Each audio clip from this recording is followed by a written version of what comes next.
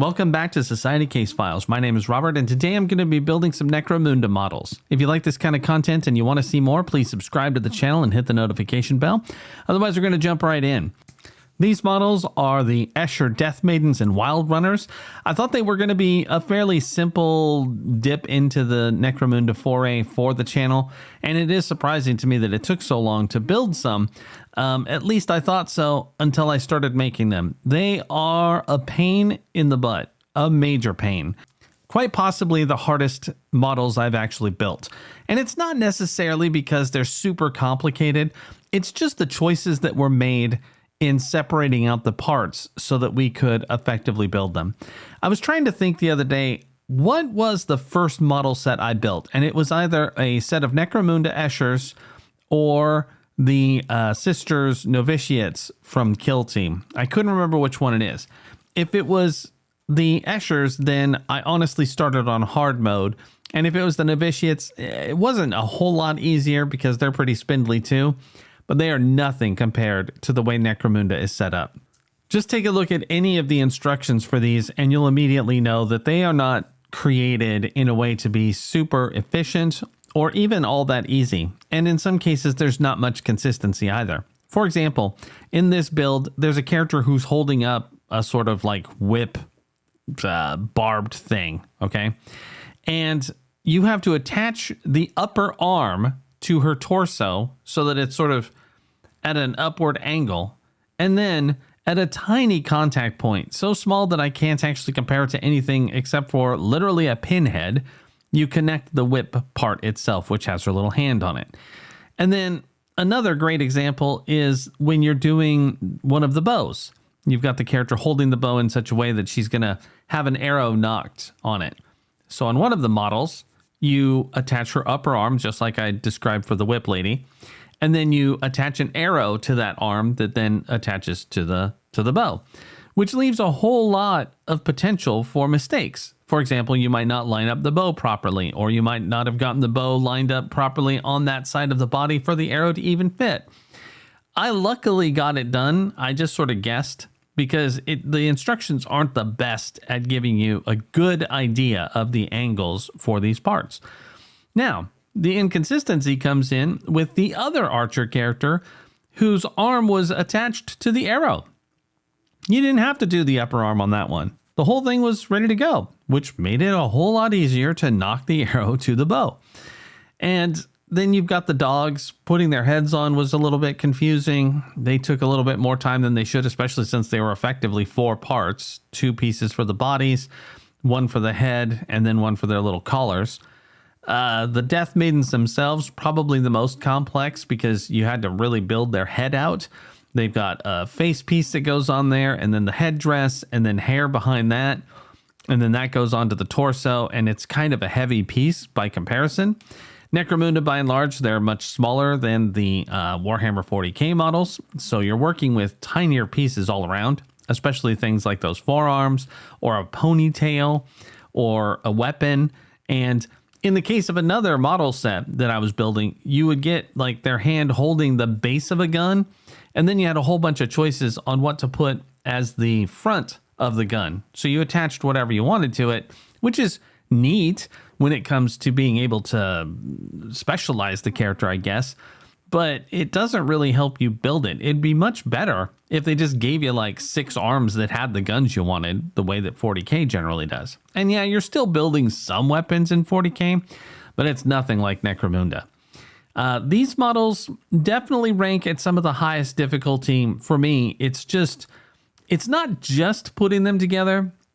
It's also the fact that you have to worry about letting them dry for a while. So even when you get them onto the base and stuff, and you only got a few pieces left, you got to be patient because they need to really set before you start manhandling them again. Now, the good news is that the contact points are very small, so they actually stay with very minimal manipulation. You don't have to like hold the arm in place for 5 minutes, and I'm exaggerating there. That's just for dramatic effect, but you don't really have to hold it for even like 30 seconds. You can put it on there, give it a good 2 count, and it's going to stay in place. And providing you don't jar it, it will set well.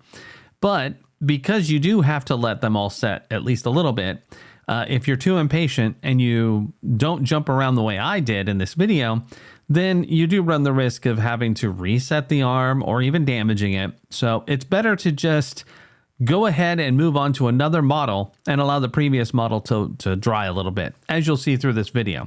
And sadly, it is super long and I wanted to timestamp it more, but there's not really any intelligent places to timestamp it because I didn't do any of the models to completion. I just jumped all around. And that's just kind of how I envision doing Necromunda models.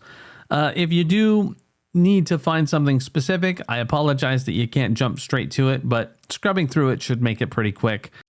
They're pretty straightforward for the most part. The Death Maidens are the same with variations, and then there are 4 Wild Runners, but 2 of each are just variations of each other. So for that aspect, you'll have an easier time figuring out what goes to what, and you've got 2 identical sprues that you can draw on, and you could technically make them exactly the same if you wanted, or you can change them up as much as you want.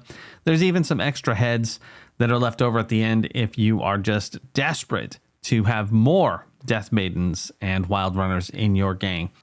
Anyway, that's enough of a preamble. I'm sorry I rambled on quite so much, but these are complicated enough that I felt it was necessary. Just take care.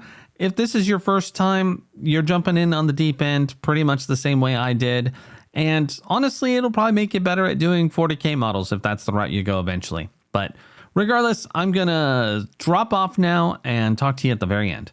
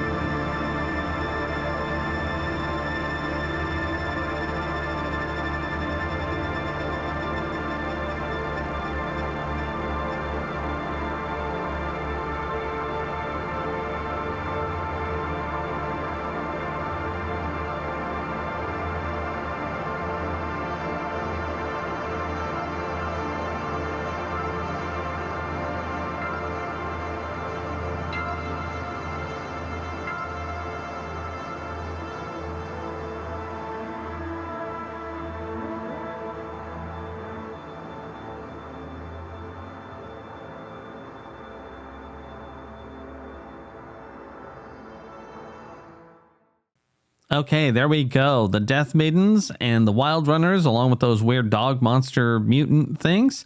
Again, I'm sure you now noticed after watching the video, these were complex. They are just a pain in the butt because you got to let them dry.